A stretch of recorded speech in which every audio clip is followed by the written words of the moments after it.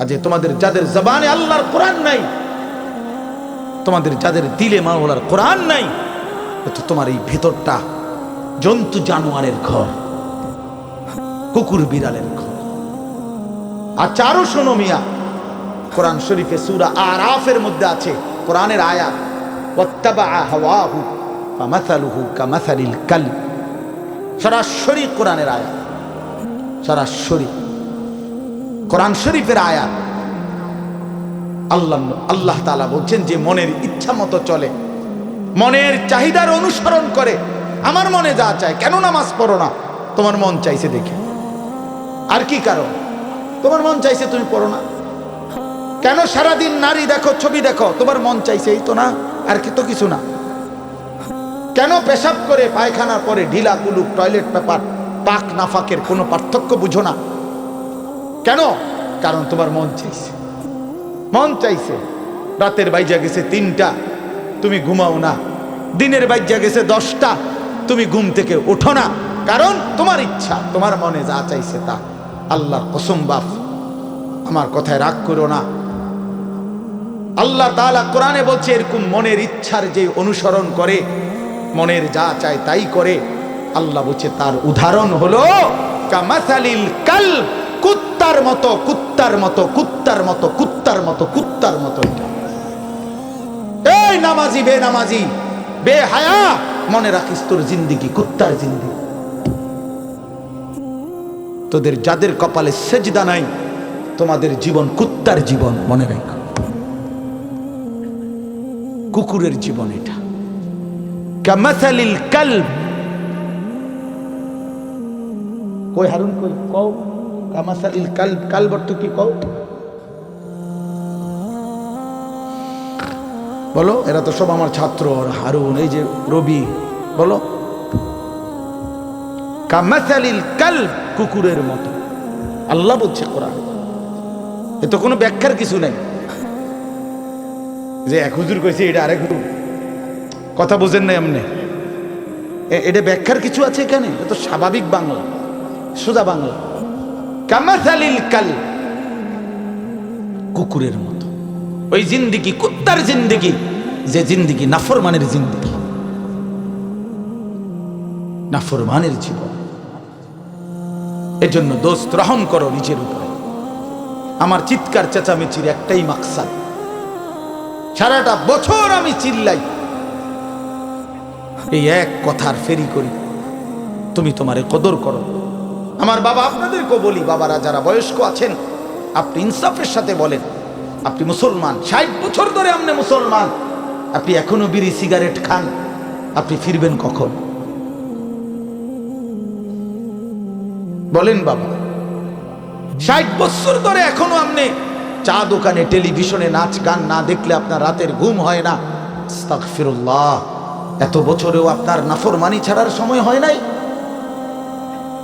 60 বছর বয়সেও মুসলমান গালি দেয়, 60 বছর বয়সেও মুসলমান কিস্তি নেয়, 60 বছর বয়সে মুসলমান সুদ খায়, 60 বছর বয়সে মুসলমান টেলিভিশনে নাচ গান নর্তকীর ছবি দেখে।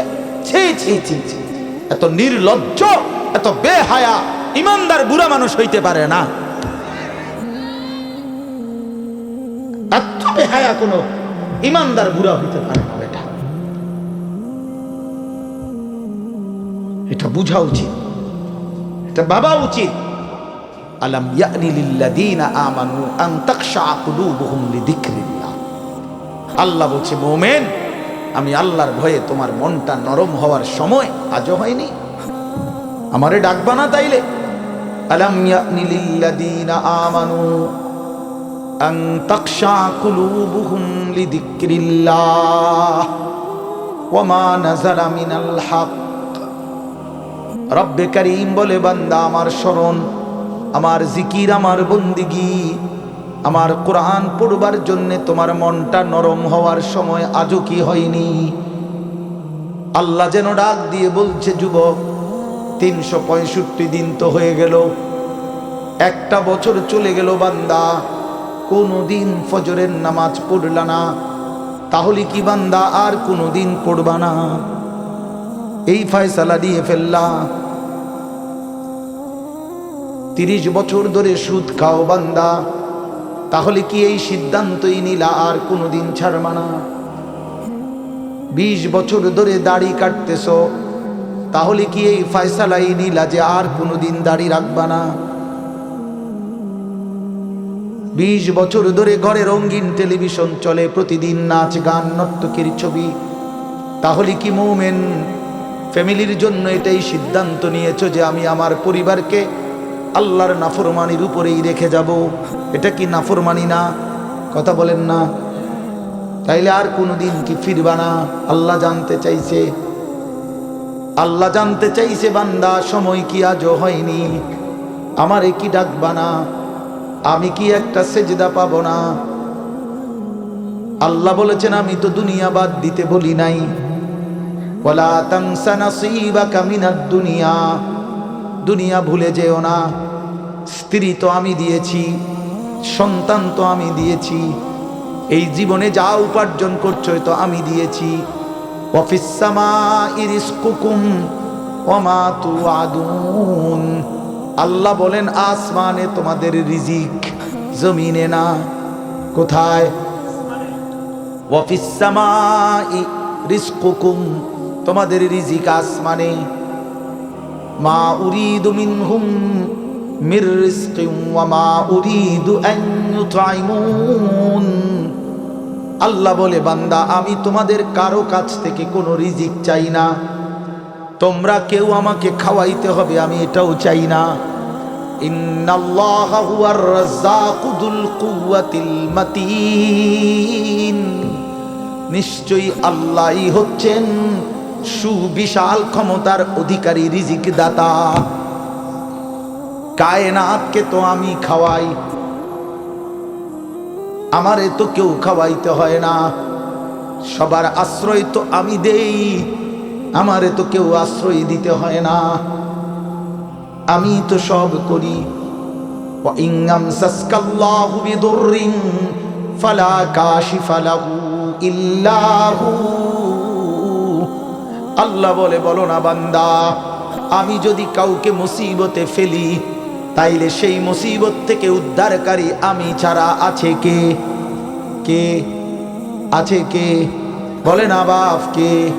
ফালা কাশিফা লাহু ইল্লা হু, আমি ছাড়া উদ্ধারকারী কেউ নাই, কেউ নাই।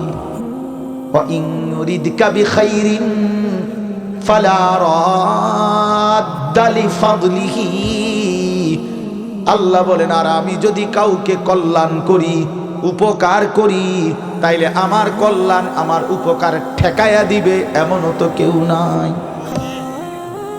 কে দিবে আমার ঠেকায়া? আমারে প্রতিহত করবে কে?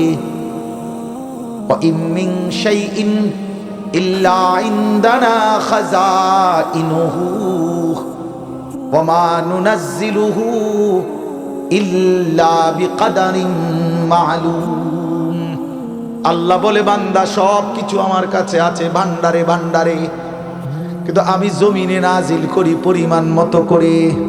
একসাথে সব আলু দিয়া দিলে রাখবা কই? একসাথে 30 বছরের পেঁয়াজ দিয়া দিলে রাখবা কই? কথা বোঝেন নাই?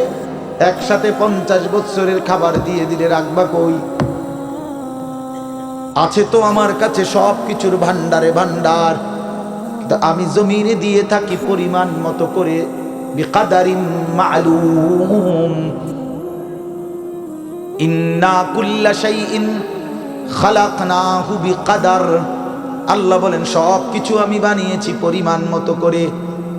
জন্ম নিল কয়জন, কবরে নিলাম কয়জন, আমার হিসাব আছে। কোনো সংখ্যা, জনসংখ্যা কোনো সময় বেড়ে গিয়ে ক্ষতিগ্রস্ত হবে না, আমি আছি না। বুঝেন নাই কথাটা? কোন বিজ্ঞানী বুদ্ধি দিছে, কোন পাগলে বলছে? সব পাগল মাতাল ছাড়ো, আমি আছি। ওমা মিন দাব্বাতিন ফিল আরদি ইল্লা আলাল্লাহি রিজকুহা, আল্লাহ বলে যত কিছু জমিনে বিচরণ করে সব কিছুর রিজিকের জিম্মাদারি আমি একাই আমার কাঁধে তুলে নিলাম। ওয়া ইয়ালামু মুস্তাকাররাহা ওয়া মুস্তাওদাআহা, আল্লাহ বলেন আমার বান্দা, আমার সৃষ্টি, আমার মাখলুক কখন কোথায় থাকবে, শেষ পর্যন্ত কোথায় দাফন হবে, আমি সব আগের থেকেই জানি, ফয়সালা করে রেখেছি। গতকালকে আমি ছিলাম সিলেট মৌলভীবাজার, আজকে এখানে। এই জিন্দেগি আল্লাহ বলেন আমি জানি। কুল্লুম ফি কিতাবিম মুবিন, সব কিছু আমি স্পষ্ট আমলনামার মধ্যে, তাকদীরের মধ্যে লিখে রেখেছি। তাকদীরে সব আগের থেকেই ফয়সালা করা, সব আগের থেকে সিদ্ধান্ত করা। আর রিজকু মাকসুম, রিজিক বন্টন হয়ে আছে। মাথার গাম পায়ে ফেললা, পায়ের গাম যদি আবার মাথা তো উড়ান, বরাদ্দ যে দূরে দূরে উদয় লাফান, আর কি উদয় লাফান, বুঝেন নাই? যে পরিশ্রম করে তার আয় বাড়ে, তাইলে তো সব দোকানদারের বেচা কিনা অমান হইতো। একসাথে দোকান খোলে, একসাথে দোকান বন্ধ করে, কামাই সমান না কেন? বুঝেন নাই আমনে কথা? একই স্ট্যান্ডে সবার 30টা সিএনজি এখান থেকেই গেছে, এখান থেকেই আপনার এই সিরিকাইল থেকেই কোম্পানিগঞ্জ, কোম্পানিগঞ্জ থেকেই সিরিকাইল, কই সবার ইনকাম বরাবর কেন? কেন?